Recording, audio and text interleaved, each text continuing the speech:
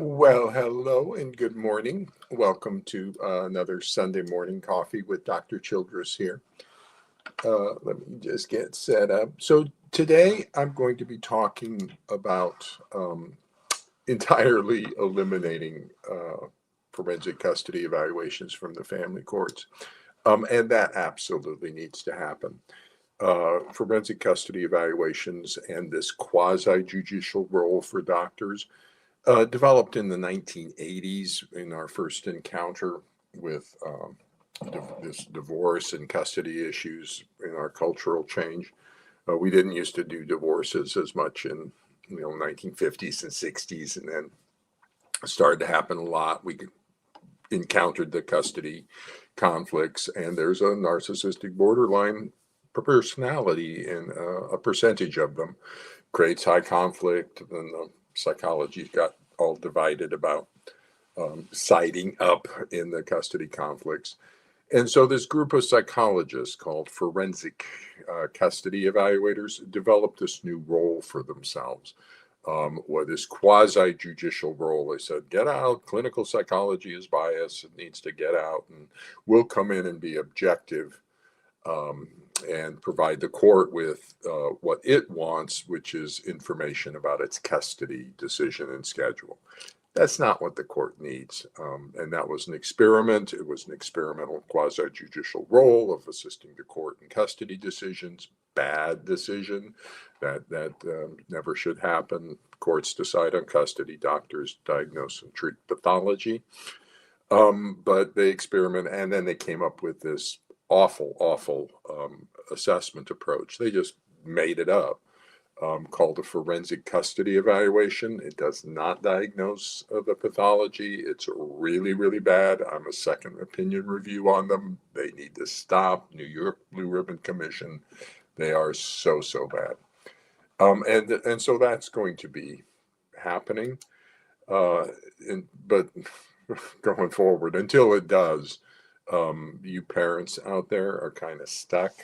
Your attorneys are kind of stuck. Everybody's stuck because there's no mental health services, no clinical diagnostic services, no treatment services. It's all forensic custody evaluations, and they're awful.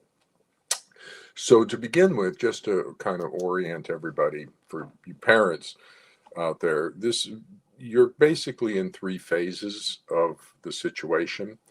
You're a new entry parent. You've just started the divorce process, and all of a sudden your ex-spouse starts to become kind of out of control and enlisting the child in a cross-generational coalition against you and creating the persecutory delusion and factitious attachment pathology. And let me emphasize this. For you parents out there, your ex-husband or your ex-wife, narcissistic spectrum or borderline spectrum, has a major psychiatric disorder. It's called a delusional disorder. It's an encapsulated delusion. It's a limited scope delusion, but it's delusional. They have this false belief that the child is being malevolently treated by you. And Google malevolent, having or showing a wish to do evil. They have this belief that you're abusive to the child and the child's being maltreated. And then they get the child to believe that. The child is supposedly victimized by you, and the child gets all scared or angry and rejecting and everything. And it's all delusional. It's no, none of it's true. It's a false or factitious attachment pathology. So there's actually two major psychiatric disorders involved. The persecutory delusion of your ex that is being imposed on the child, and that's creating the factitious disorder imposed on another.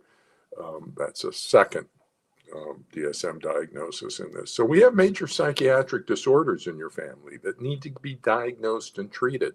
They're not being diagnosed and treated. As a result, the child psychological abuse, which is what this is, child psychological abuse by your ex-spouse, is not being diagnosed, identified, is not being treated, fixed.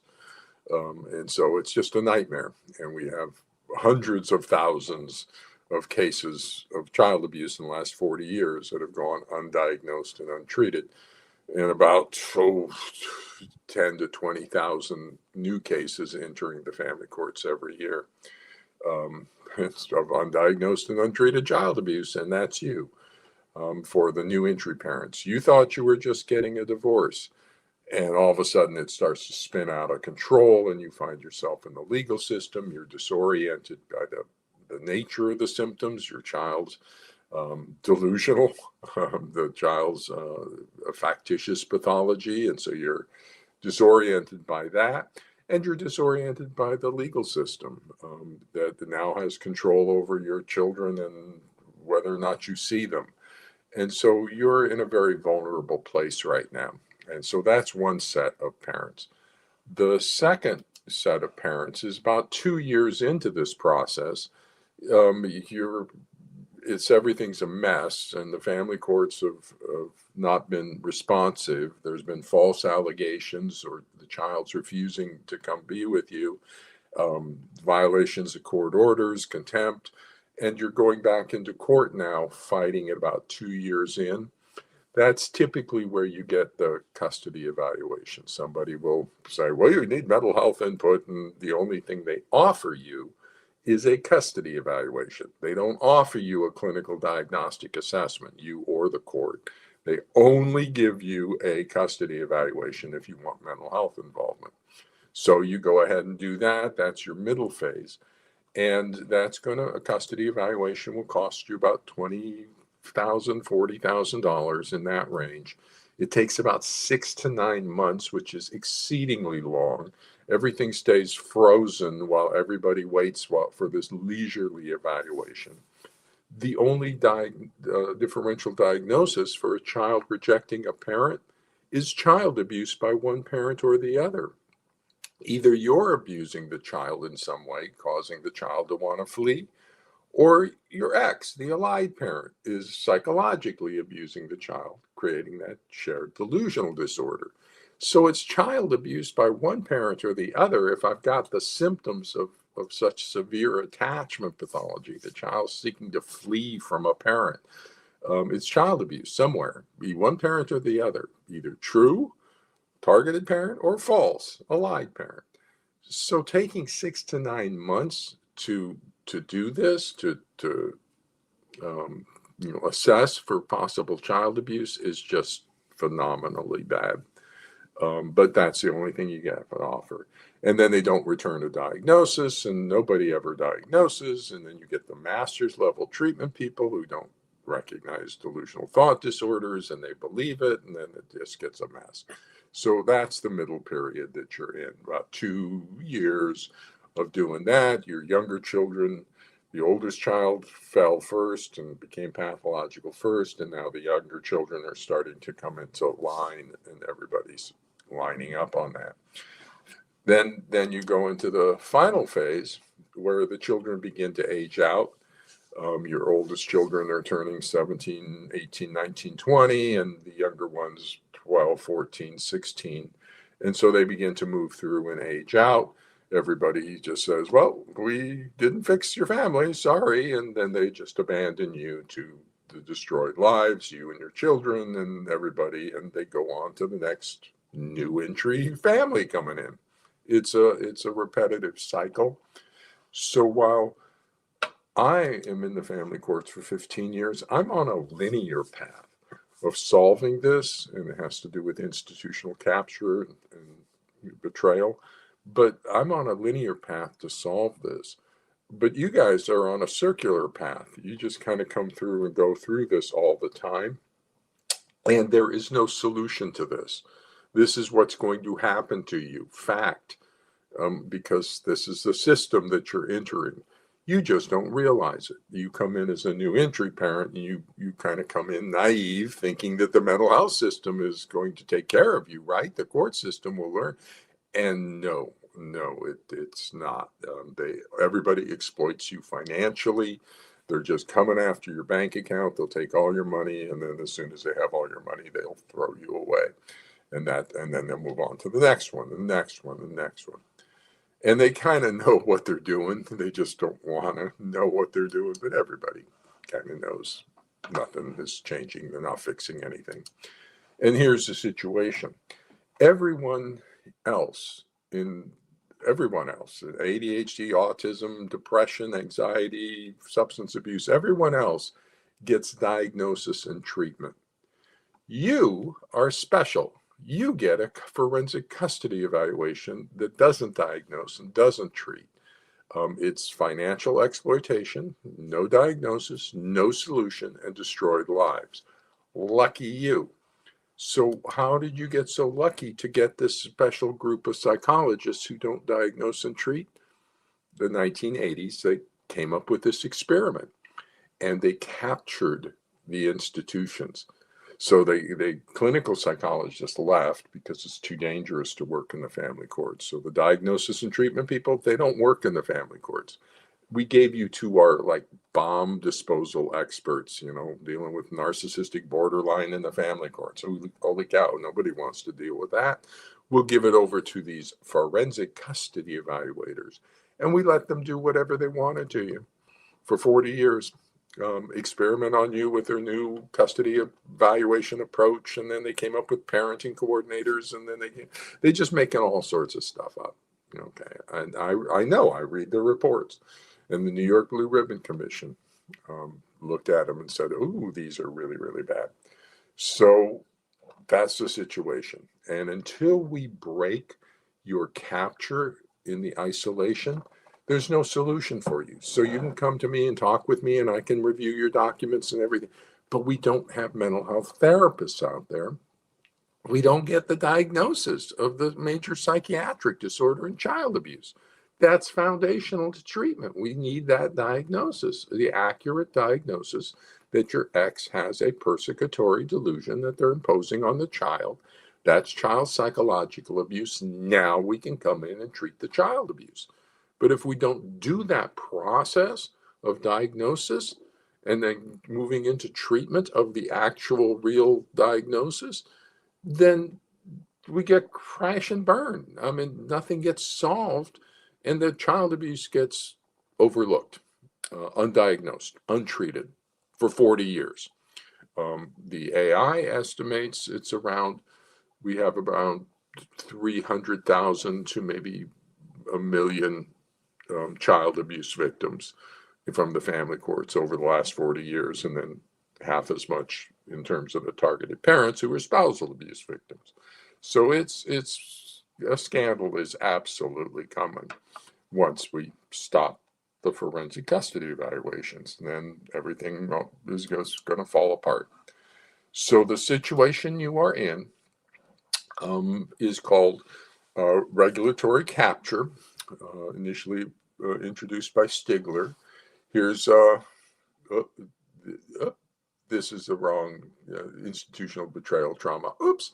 No, this is regulatory capture by Carpenter and Moss, preventing regulatory capture. This is Smith, Carly, and Jennifer Freud, or Carly Smith and Jennifer Freud, institutional betrayal trauma from the American Psychologist. And so there's two domains of pathology or issue that you're dealing with. One is called regulatory capture. That's Stigler and then Carpenter and Moss. That's where the profession captures the regulatory agencies. And it's pretty common, whoops, my cat. You can think of financial institutions, and so the regulatory institution is supposed to be regulating the financial institution, gets captured by the institution, and it's very common. And that's the situation in the family courts. The licensing boards, the APA, has been captured by the forensic custody evaluations or evaluators. Then the institutional betrayal trauma, that's Freud, Jennifer Freud, and she has now an institute for institutional courage, which is the solution. The institutions have to step up to this, and so that's the issue Those are the two issues that are going forward. Textbook examples of this in the family courts. I've spent 15 years in the family courts documenting this. And so we have I have 2 notices to the American Psychological Association Ethics Committee, notices to the board of directors of the AFCC. Now I've got documentation going into the licensing boards about what's happening. And I'm going to continue until I die. And so eventually they will stop forensic custody evaluations. And then we can actually get a solution for the child abuse. It's child abuse. Stop using made up pathology labels. It's not parental alienation. It's child abuse. Use the real words. It's a delusional disorder. So recently I've just posted a blog on the experiment on children and parents. It is an experiment, this forensic custody evaluation. It's an experiment without IRB approval, without a risk-benefit analysis, without protections for a vulnerable population, and in violation of all 3 principles of the Belmont Report. Oh my goodness, it is so bad, so bad, so bad. A scandal is absolutely coming. So that's one place you can go right now. This is going to be an important blog. It's a turning point blog. This one is I'm turning into the institutional betrayal and regulatory capture now. And I filed 6 licensing board complaints against the top 6 forensic custody evaluators. People like Deutsch and Droids and Sullivan and Moran and Ward and Klein Pruitt. 6 of their top forensic custody evaluators. I've notified the APA Ethics Committee, I've notified the AFCC Board of Directors, and then I've filed 6 board complaints. I can continue to do that because they're all in violation of 2.01 boundaries of competence. That's their vita. No competence in attachment or delusional thought disorders. They're all in violation of 2.04 applied knowledge. They don't apply the DSM-5, delusions, attachment, family systems, child abuse, complex trauma, personality disorders are in violation of 2.04. If they don't know the knowledge, they don't apply the knowledge, they're in violation of 9.01 bases for assessment. They're not based on information and techniques sufficient to substantiate their findings. And they're in violation of 3.04, avoiding harm, because it's a reasonable step for a doctor to provide a diagnosis from the DSM-5 to avoid the potential and foreseeable harm of misdiagnosis if you don't diagnose the pathology. And that's what's happening. They don't diagnose, and so therefore they miss the diagnosis of the persecutory delusion and child abuse and trauma. Now, you parents, you need an advocate for you out there.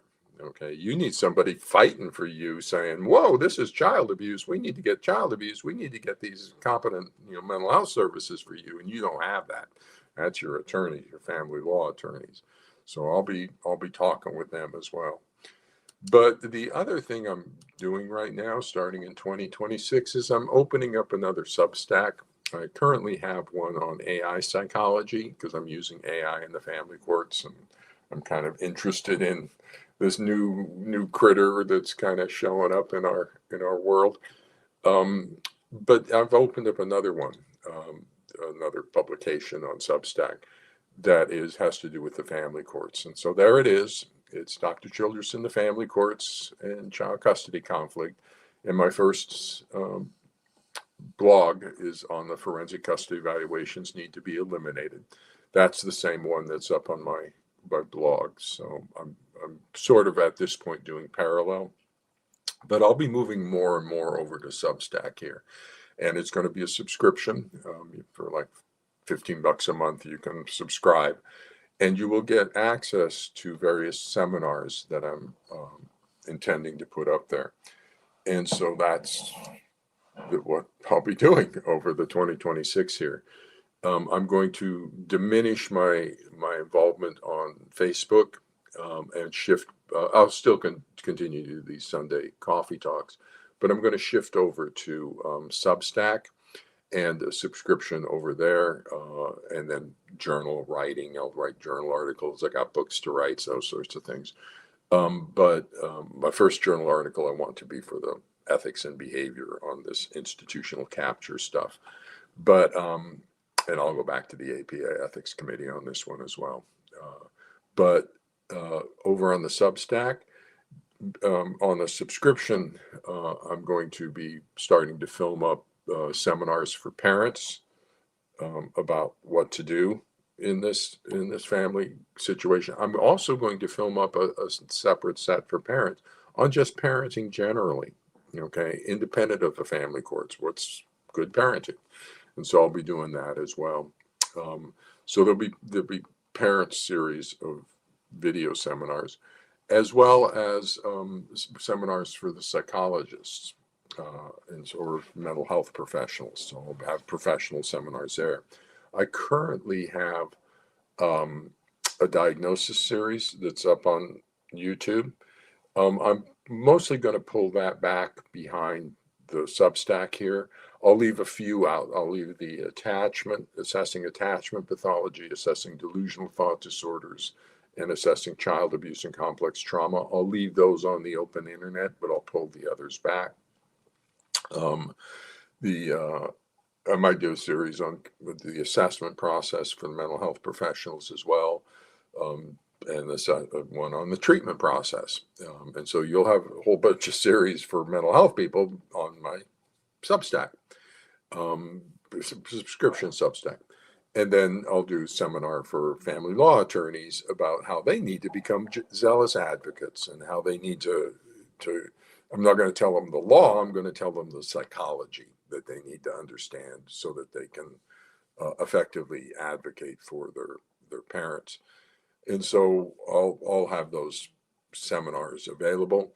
Ultimately, I will take those seminars and turn them into courses and put them up through my website as courses available that people can sign up for. But in the meantime, I'm going to be developing the courses, the seminars, and so I'm going to do that on Substack.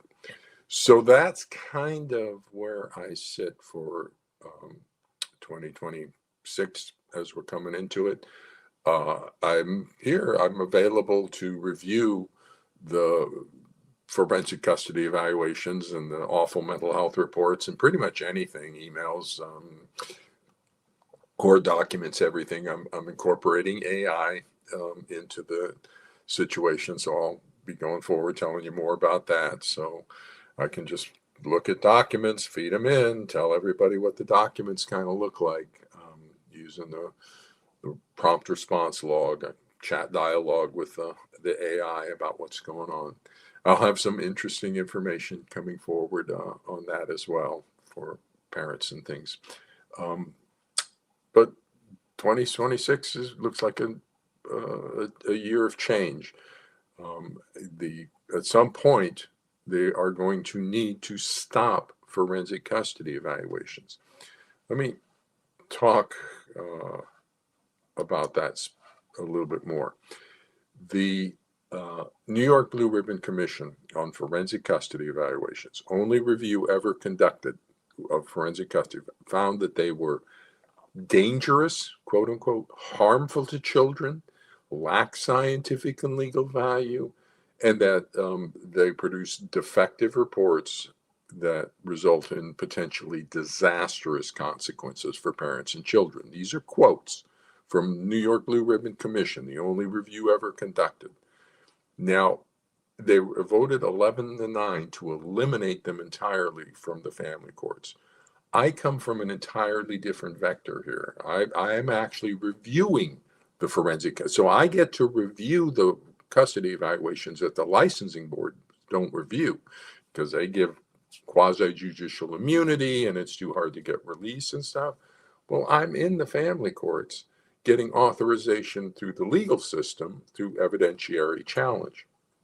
So I get to read the forensic custody evaluations.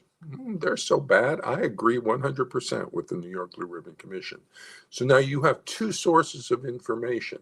Dr. Childress, who is highly competent and attachment and thought disorders and family systems, saying they should be eliminated entirely. And you've got the New York Blue Ribbon Commission out of the legislative branch saying they should be eliminated entirely because they are dangerous and harmful to children. The practice of the psychologists is dangerous and harmful. They're not saying the pathology is dangerous. It is. The pathology is dangerous and harmful to children. But they're saying the psychologists are dangerous and harmful. That should never, ever happen. No, the psychologist should not be dangerous and harmful to children. We need to stop this practice. How much does it take before the licensing board say, whoa, we're supposed to be protecting our citizens from incompetent mental health professionals? We need to stop this practice of custody evaluations. We need to give our citizens, our parents and children, diagnoses and treatment that solves the problem. DSM-5 diagnoses, delusional thought disorders, child abuse. How long is it going to take before the licensing boards step up? That's the next turn in, is the state licensing boards, 50 state licensing boards. That's the Association of State and Provincial Psychology Boards. That's the oversight for them. And from where I sit as a psychologist, and where my AI sits as an AI, we're thinking a class action lawsuit should be considered, because it looks like that's the only way to get the break of the institutional capture. A classic feature of abuse pathology is to isolate its victim from reporting and rescue. Okay, you can think about that little sexually abused child, and they're kind of groomed and isolated. That's what's happening to you. You're being groomed by the forensic custody evaluators and isolated from reporting and rescue so that they can just financially exploit you for their own career status gain, then throw you out when they're done with you. And you can ask any families that's been through the family courts what's happened with the forensic custody evaluators. They're really, really bad. You can look on their Yelp scores and stuff, and then people are just screaming how bad they are. They are the worst psychologist possible, practicing below the level of professional standards of practice, practicing below the APA ethics code. They would need to improve their professional standards of practice to become ethical. That's phenomenally bad, and that's what we're giving to the family courts and to you and to your children and child abuse situation. It is scandalous, and it's going to break. At some point they're going to stop it, and the moment they stop it, everything breaks. So with that, that's my Sunday coffee talk for this week. We'll check in with you next week, but I am on the path of breaking open the systems, of solving this for all children everywhere, because the moment it gets solved in any state, they stop the forensic custody evaluations, get back to clinical diagnosis and treatment. The moment that happens anywhere, it's going to cascade out. So if it happens in California first, then the other states, Pennsylvania, New York, Virginia, Texas, all the other states will start to fall in line. If it happens in New York or Texas or Florida or somewhere else first, but all the other states start to fall in line. Okay, so wherever it starts, and then the moment it starts in the United States, it'll roll up to Canada, it'll go over to England, it'll go over to Australia, and then from there it'll move into Scandinavia and Europe.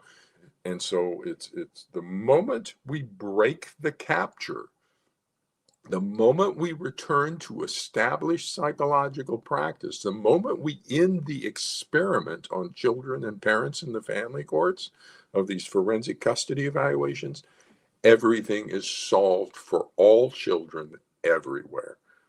Until we do that, there is no solution for any child or any parent or any court anywhere because of this situation, the institutional betrayal and regulatory capture. So with that, I'm going to head off to my Sunday, and good luck to everybody out there, and we'll check in with you next week about some other aspect of the family court pathology.